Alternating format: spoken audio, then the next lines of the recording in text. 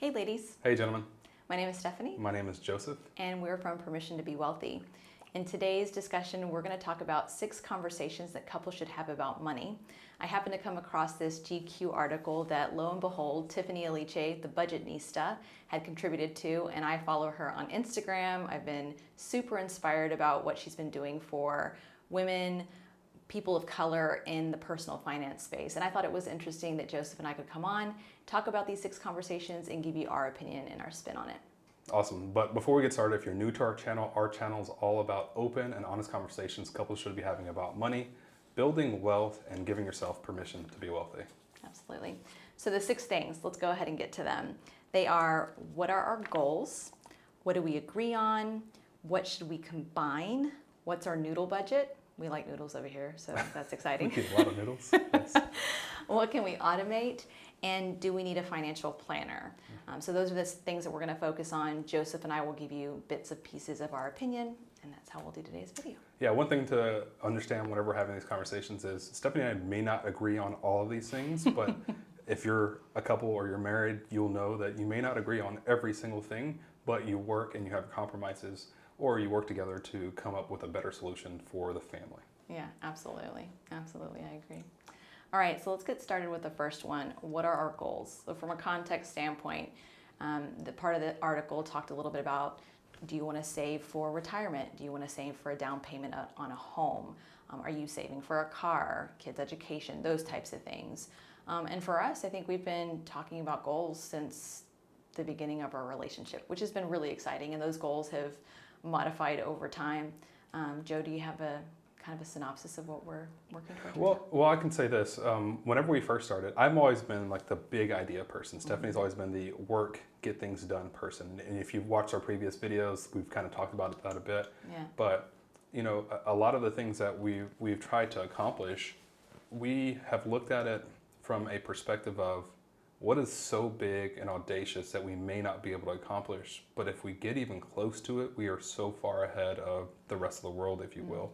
And so as I look at this from a money perspective, we will talk about things like buying a house, buying our first house, then we bought our second house, and then we talked about maybe living overseas, maybe living in Europe at some point. Yeah. And all those things are coming true. So as you hear these things that we talk about, just know if you start planning for these things and you really want them to be accomplished, a lot of people say manifest. Well, manifesting, part of that is actually writing it down.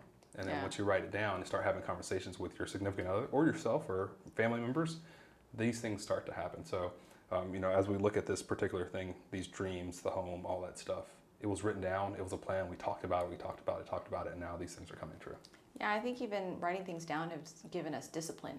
Yeah. We paid off our home, right? At the beginning of this year, we had made the decision at least a year prior that was something that we wanted to do. We were looking at how much we were paying in interest and, you know, how we could really take the money that we could make in our rent that our renter was paying us and really do something with it. And so we ran a number of different scenarios and we accomplished that goal. And I think for us, that was something that we were just astounded that we could do, right? Like this is almost a $500,000 home. We were like, we did that.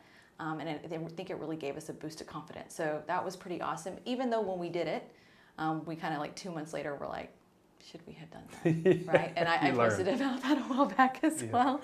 You know, I think the other thing is like we certainly want to be financially independent, and we've agreed that we want to accelerate that plan. So we've got a number of different things that we're doing to try to support that, living below our means, making sure that we're putting every bit of our increases in income into investments, thinking about crypto soon, right? Yeah. And so we're trying to stick to some tried and true things so that we don't complicate our situation, but at the same time, try to stay current and, you know, up to what's new in the market.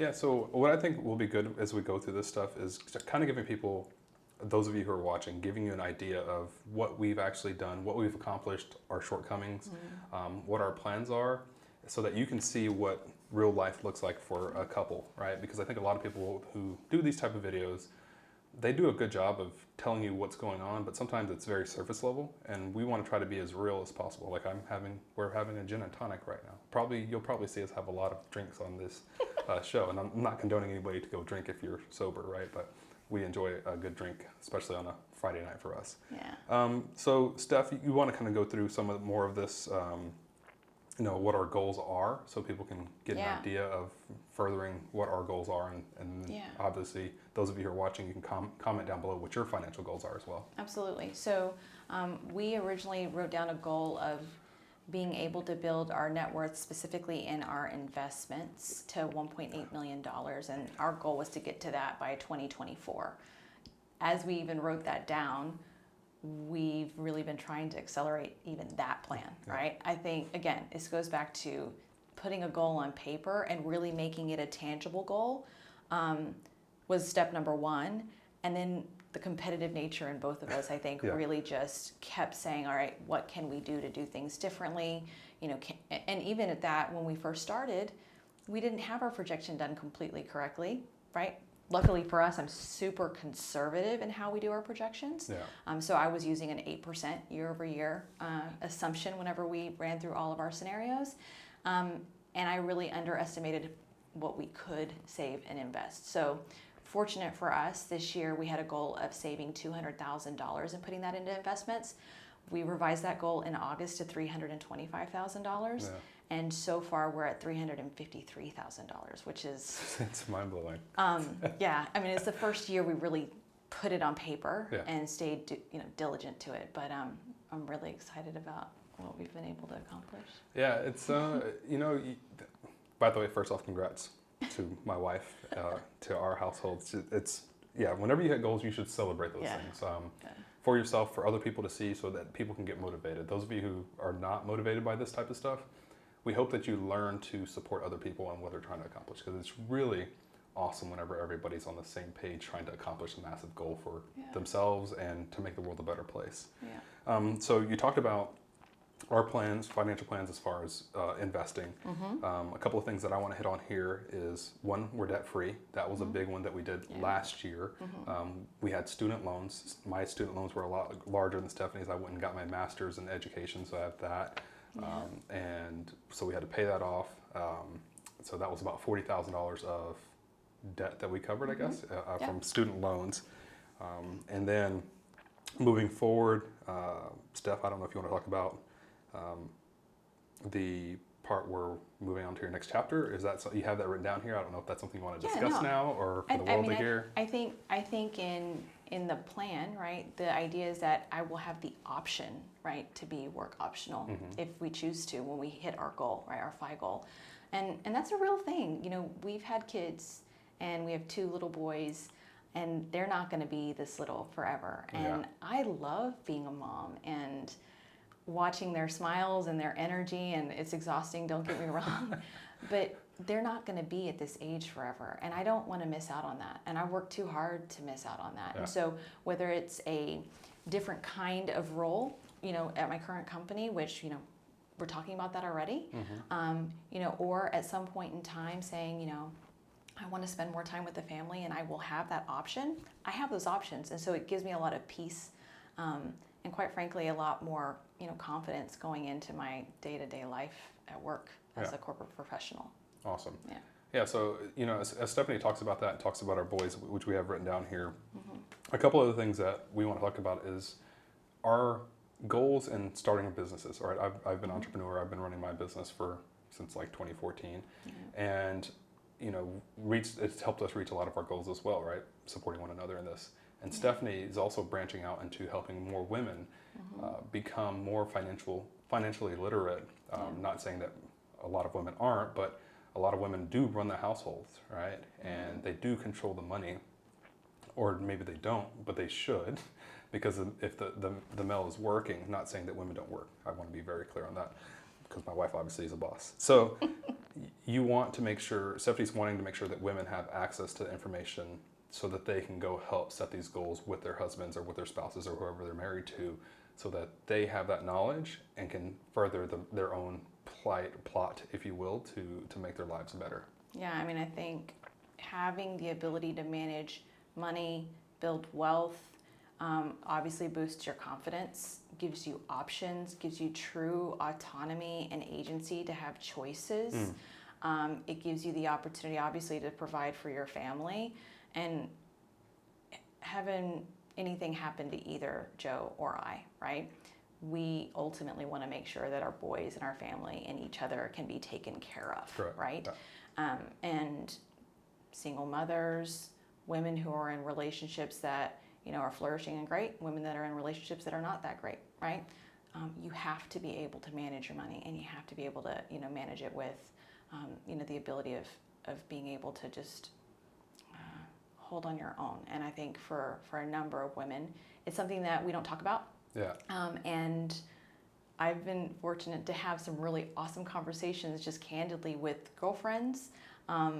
My maid of honor and I have had FaceTime discussions, and we're talking about different elements about building wealth and entrepreneurship, and I've just been astounded at how these conversations are snowballing and becoming incredibly abundant. So women and money, tremendous potential. Yes. That's all I can say about that. Yeah. No, I think there's a lot of space for women to take control of the money, and I think for the majority of relationships, I think it's better as long as the woman's not the shopper in the relationship. Yeah. I'm the shopper in our relationship for technology. That's why we're talking on 2 brand new cameras right now. but whoever's not the shopper in the family and has that planning brain is a perfect person for planning the goals. Yeah. Okay, so the other thing before we move on to what do we agree on, moving abroad first off, let's talk about that a little bit. So currently we live in Singapore, for those of you who don't know and that are new to the channel. Those of you who know us who are friends, you know that we've been in Singapore for just over 3.5 years. And I don't see us moving back to the U.S. anytime soon. Would that be a correct assumption, Steph? Yeah. We've made it known that we prefer to live abroad. That doesn't mean it has to be Singapore. We knew that we may be in this position whenever we took the opportunity to move to Singapore. Yeah. Joseph had already lived abroad before. I got to join him for a little bit of a stint of that when we first met, and I think we just knew that we had this inclination to potentially stay abroad if we took the opportunity, and lo and behold, that's what's happened. Yeah. So we've expressed our desires, and I think it goes back to, again, having the confidence to make known what you want, even in negotiating salary, that type of thing. It's something that I've talked to my leadership about, and maybe old Stefanie 2 or 3 years ago wouldn't have approached that conversation because I would have been too scared. Yeah. Right. But this is what we want. It's what we desire. It's important to us. It's a big rock for us. Yeah. Awesome. So we'll probably continue living overseas for the foreseeable future, and also give our boys access to the world, right? To have a worldly view on things rather than a bubble. And not saying that whatever city you've lived in and grown up in is a bubble, but be able to see new things really opens your brain up a bit. Yeah. Okay, so what do we agree on? Context here, Stefanie. We have we aren't into material things, more into experiences, keep us focused on goals when we need to refocus. Yeah. You want to dive into that a bit? Yeah, I think, in the article, it talked a little bit about, if you have these goals and they're joint goals and you're aligned on what those goals are, if you also align on what you agree on, let's say, for example, is one of you a saver? Is one of you a spender? How do you understand how you help each other navigate through that, and how do you agree on bringing each other back to the focus of your goals, right? For Joseph, he's a spender from a tech perspective, but what we agree on is that he resells all of our tech all the time to keep the cost of what he's trying to accomplish with an upgrade or whatever low. And it's served us really, really well because we've actually let that trickle into a lot of different areas of our life. We sell everything that we possibly can when we're not using it, is because we just don't hold on to material possessions like that, right? It also allows us to be nimble and mobile. We can get up and move tomorrow if we had to, right? Correct. So yeah. Awesome. Yeah, so whenever we look at, you wrote down here, we want to accelerate our FI. Steph's career, timeline associated with Steph's career, and we do not want to live in the U.S., which we kind of hit on those things previously. I think one thing that we're finding out as we continue to have these conversations as a couple, we've been together for 10 years now, is we start to agree on a lot, become very agreeable. Not that we don't disagree on certain things, just to be completely honest, but whenever it comes to finances, I think these bigger plans, we agree on a lot of these things, all right? And we talk through these things. And so as you have your person that you're with, or whoever you speak to about money, or don't speak to about money, but probably should, learn to have the tough conversations, right? Because what you'll find is you may not agree on something, but you'll come to a point where you're having a conversation and you're like, you know what, let me step back let me stop justifying why I want to be right and actually look at this objectively, right? And make a decision that's best for our family and not best for my brain to be right, right? Because I think we all struggle with that. So the sooner you can have these difficult conversations about money, the sooner you can get over those crappy, terrible conversations and get to the better stuff, right? I have a really good example that I feel like Joseph held out for a really long time on this whole financial independence concept.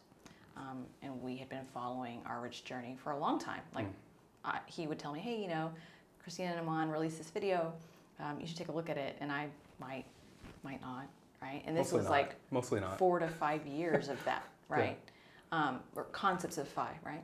And then lo and behold, last year in Christmas, we read a book together, and I was like literally hooked. You couldn't get me off of the concept. And I think it was the right time for me to be open to the concept. And even though it was something that Joseph truly believed was the right thing for us, and it absolutely was, he still knew that our goals were aligned to an extent, and he just had to work with me to allow me to get ready to then really accept the message and then move forward. And I've seen other people talk on social media about this concept of, I have this opinion, I'm really like, I'm the saver, I'm going to do the budget, I'm going to do it, right? And you know, this person can kind of come with me or not. Yes, I would say definitely budget, do what you need to do to get your money in order. But be open to the idea that your partner just may not be ready. And you know, keep dropping hints and keep supporting them and keep showing them the way. Maybe it's showing them data, maybe it's showing them an actual goal being met and like how great you guys feel about that. But Joseph really did a great job holding out. And for me, I was so inundated with a lot of things like work, becoming a mom, all this life-changing stuff, moving abroad. You know, but a lot of things came to a head, and it was perfect timing. Yeah, well, I think the reality is you can't rush anybody into having these. Okay, so before the camera shut off, because that's new technology, literally just got these cameras today, they overheated. Anyhow, so what I was saying is you can't rush anybody into making this decision to start having conversations and start planning financially for the future. So I want to make sure everybody who watches this, and Stefanie alluded to this in her statement, you have to let people come to the conversation. You keep dropping hints like I did for 5 years, but be patient. As long as the person is doing their job, making money, and you guys are, you know, working together, but maybe they haven't dove in yet, buy them a book for Christmas about financial, you know, future and becoming wealthy and all this stuff, and maybe that'll help them. Or drop a couple of hints more. Listen to a podcast. Yeah, listen to a podcast. Something just to kind of there's this theory, and then we'll move on to the next subject. But there's this theory that's basically, I think it's like called parenting theory. It's essentially whenever you hear something from your parents, you don't hear it as much. So I'll give you an example. If a little kid is dribbling a basketball somewhere, and Michael Jordan, well, with today's age, we'll say Kobe Bryant or LeBron, right? But you're telling your son or your daughter how to dribble a basketball or how to do whatever they're doing, they hear it and it's like, whatever, right? But then they hear Michael Jordan or they hear Kobe Bryant or they hear LeBron James, and they're like, and they say, hey, you should dribble with your left hand only. That little kid is going to tie their hand behind their back and dribble till the sun goes down, right? So maybe hearing it from somebody else is good for whoever you're speaking with, your spouse, your significant other, about money, to hear it from somebody else, and that might actually turn the light bulb on for them. And that's kind of what happened in our relationship. Yeah, relatability is really, really key. Yeah, I agree. Yeah. So next item in terms of the conversations, I think this is the third conversation. What should we combine? So should you have joint bank accounts, separate ones, split bills 50-50?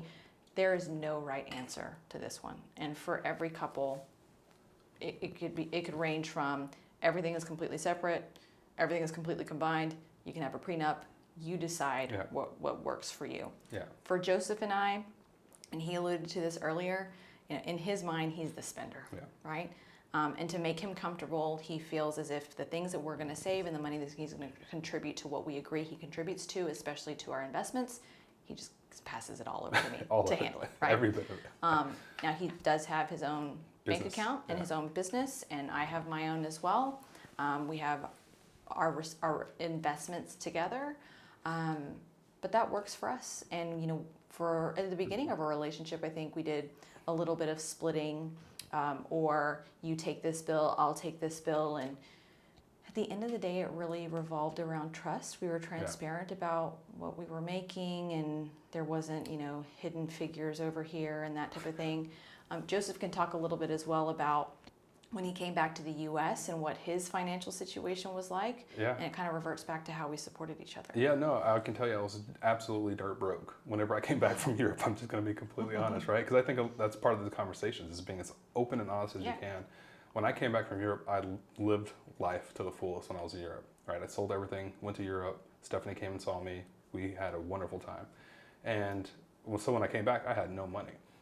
The apprehension that I had, and you know, I think this was something that really built our relationship very quickly, was I was honest with Stefanie. I was like, look, I have no money. I feel bad about not being able to pay for things, right? And Stefanie was like, I got you.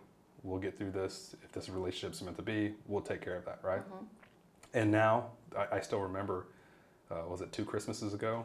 Or Christmas ago, 2 Christmas ago. 2019, we were back in the U.S. the last time we were over there. Yeah, so I was building my business. Things were going well. Things are going well now.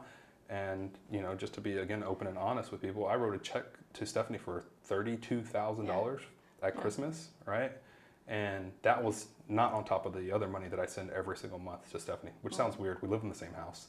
But every month I send Stefanie money to put into our investments for ourselves and for our kids and our future. And so we've come a long way from that. But those initial conversations about me not having any money, not feeling great about not having money, but wanting to work to provide for our future and our family.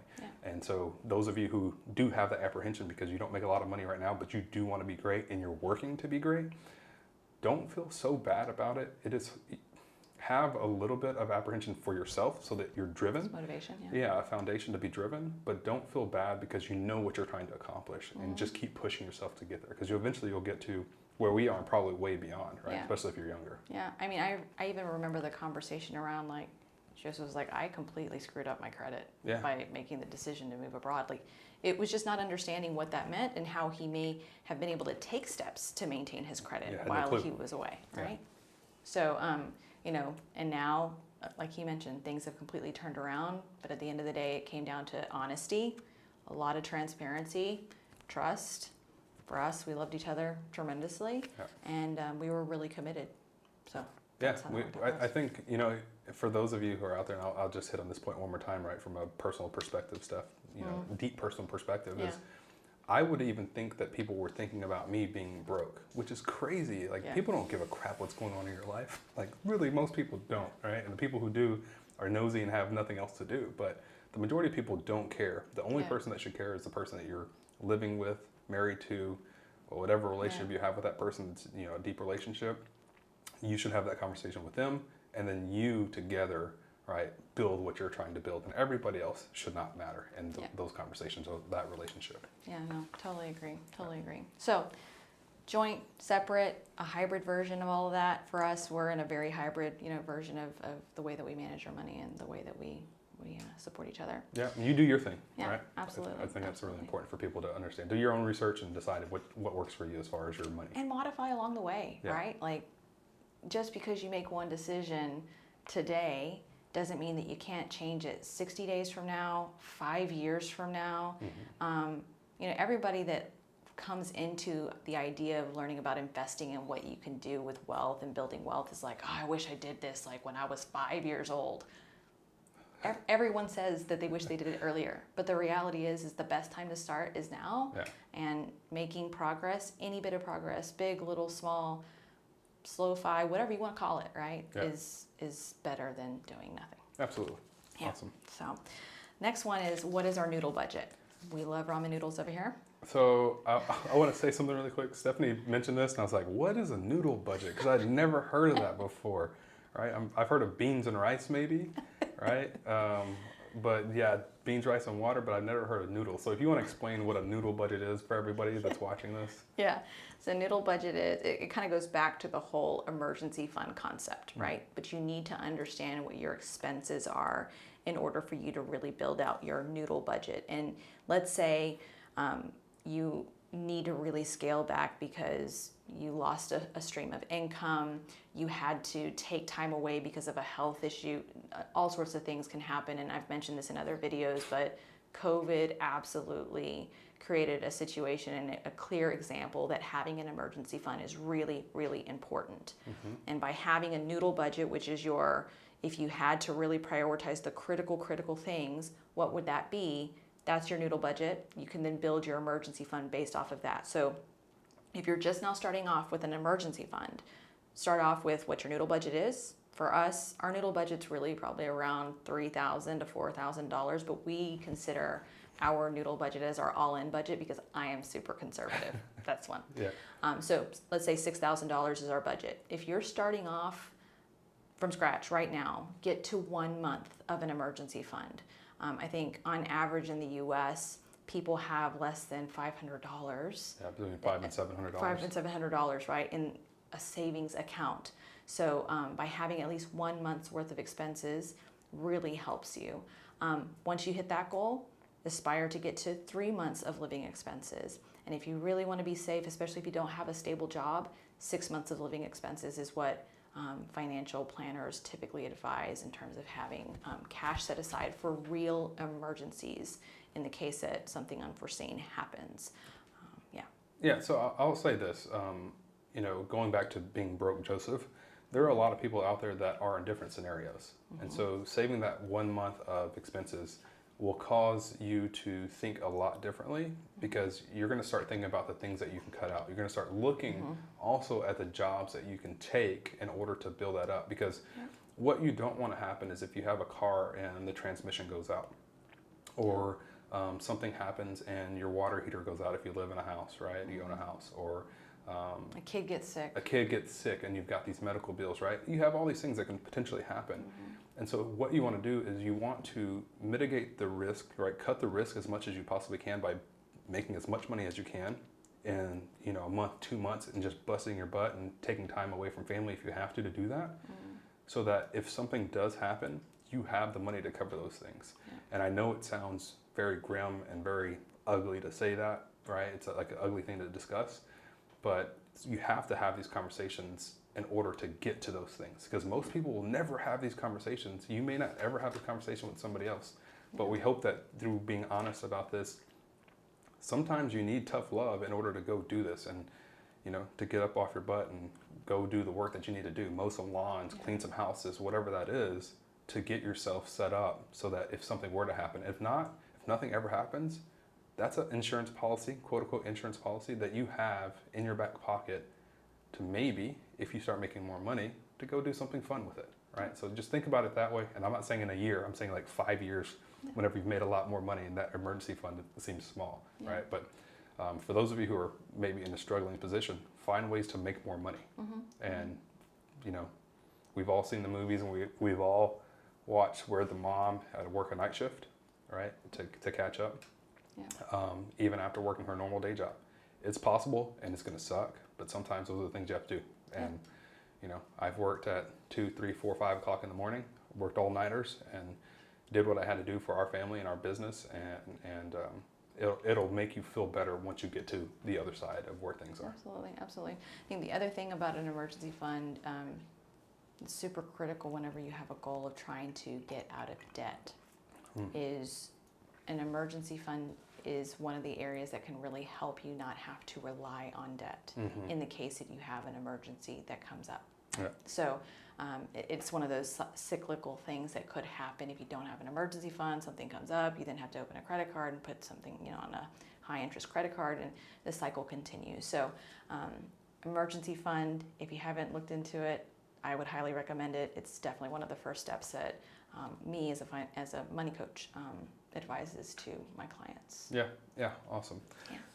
Did we cover all of the what our noodle budget is? Yeah, I think the last thing around our noodle budget, right? We used our quote unquote noodle budget when we built it to build out our financial independence number. So if you've heard about FIRE, Financial Independence Retire Early, and if you've dabbled in the idea of the Trinity study says that if you take your annual expenses you multiply it by 25, that is your financial independence number, and you can draw 4% off of that number and be able to live off your investments. If you can draw 3% off of that number, those investments will likely have a 100% chance of sustaining you through Your life. a longer retirement in your life, right? Yeah. So we took our noodle budget, we extended it to get a sense of what our financial independence number was, and that's where we came up with the 1.8 million goal in 2024. $1.8 million in 2024. Now we're at 1.3. Yeah, started from a one-bedroom house, if that lets you guys know anything. That's where I started from. Yeah. Not a lot of money, I can tell you that. Yeah. Okay, so we covered noodle budget. What can we automate? This is a big one for people who want to invest and start investing, and also saving, right? What can we automate? So context here, automate based on what you agree on, and what is contributing whatever percentage by when, right? So Stefanie, you want to kind of dive a little bit deeper into that particular scenario? Yeah, so at the beginning of our conversation, we were talking about what are your goals, what do you agree on, right? So if you agree on, hey, Joseph, you're going to take 50% of our expenses and you're going to pay for them, and I'm going to take 50% of them, you may decide that you want to automate into a savings account, or an account, rather, not a savings account, an account that's going to pay for your bills.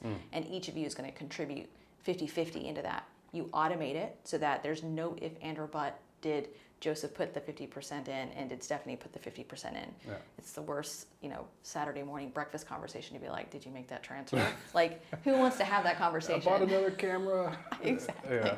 So automation helps whenever you have these real joint defined goals and agreements, just to take the noise out of the conversation. The other thing is automate your bills. Yeah. Automate, paying off your minimum monthly payment on your credit cards, and the more if you're trying to pay off debt in an accelerated way. Yeah. Automate how much you're going to put in your investments. For us, very specifically, right? We had this 2 years ago 10,000 unit goal into savings a month. Now we have a $17,000 goal. That's work. This is my work brain talking. $17,000 goal per month to put into our investments, and that's automated. So at the beginning of every month, from our bank accounts, we put into our Vanguard account, right, the $17,000, and we dollar cost average every single week into our investments for a set percentage into things like BTSAX, VFI, AIX, that type of thing. Yeah. But it's all automated, and I guarantee you, we wouldn't have made the progress if this stuff wasn't automated. My 401k contributions are automated, right? And that's been since I was 22. Yeah. And I was when I really started looking at my 401k, I was like, damn, did a pretty good job investing since I was 22. I had no idea what I was doing, but it was the best decision that I made to just automate it, set it, forget it. And every time I got a raise in my 401k. Yeah. Right? That's awesome. Yeah. Yeah, no, so one thing that I want to say, I heard somebody else say this in another video that I watched over the 5 years before we got to actually doing this stuff for ourselves. Somebody said, you should take your bill automation, and once you got your emergency fund set up and your bills are covered and you start getting some surplus money, you should think about your investing like a bill. If you pay for your bills automatically, now you should start investing automatically and set that up, because if the money's coming out of your account for your bills, you don't think about it. That's what I pay, my bills are covered. By the way, you're paying some other company to make money Interest for themselves. off of what you're paying. Right. Yeah. So why not do the same for yourself? And so I thought that was a really interesting concept, because that was like a big light switch for me. It's like, oh yeah, I'm paying somebody else to have my lights on and to pay for my car or whatever I have to pay for. What if I did the same thing and turned that switch on and said, what if I automated paying my future self? Yeah. Right? I'm paying a bill to Joseph Gonzales, Chase Bank. 30 years from now. I'm paying that human being that I should be in the future, right? That's a bill to him, and that bill sets me up for life, right? Yeah. So if you start thinking about that a little bit that way, it'll help you kind of think about things quite a bit different, right? Yeah. It I think makes investing a little less daunting to people. Yeah. I will say one thing. Joseph actually got the question from a friend of ours as to why we chose index funds versus ETFs. First of all, in the world of the supply chain that I work in, digitization's a huge thing and automation's a huge thing. And so index funds gave me the opportunity to be able to set up my automatic investments and not have to worry about it. ETFs, on the other hand, I didn't have that option, with Vanguard at least, right? And I wasn't going to get up at 10 p.m. in the evening and do trades for buying our weekly dollar cost average. Not going to happen. Right. Well, yeah. I mean, I probably have a conference call, so I had to prioritize where I put my time. Yeah. So from an index fund perspective, that's why we chose that, so that every Tuesday we have a set amount that goes into our taxable brokerage account, and even as the market's going up, going down, I have a plan that's set, and I'm not worrying about it. Yeah, for sure. I think what you should gather from this, ladies and gentlemen, is automate everything you possibly can when it comes to paying your bills and also paying your future self bill, which is investing. Yeah. Last one is, should you have a financial planner or an advisor, right? I think financial advisor wise, if you need someone to help you and like get you to that first point of investing, like for example, if you had the opportunity to invest $1,000 a month or an additional $1,000 a year, and you needed a financial advisor to like get you to that point of actually doing it, by all means, go for it. Do it. You'd much rather be in the situation to be investing versus not, because you didn't have the help and the support, right? Yeah. You could also talk to a money coach to help you build out a plan. Yeah. But financial advisors, you need to make sure that they have a fiduciary responsibility to you, to make sure that your investments are going to benefit you from a financial perspective down the line.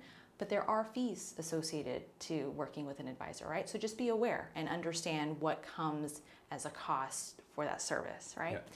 Financial planners, on the other hand, are not the same as financial advisors, but you need to make a choice for yourself, right? How much information do you know? Are you going to be able to spend the time to educate yourself and become more literate?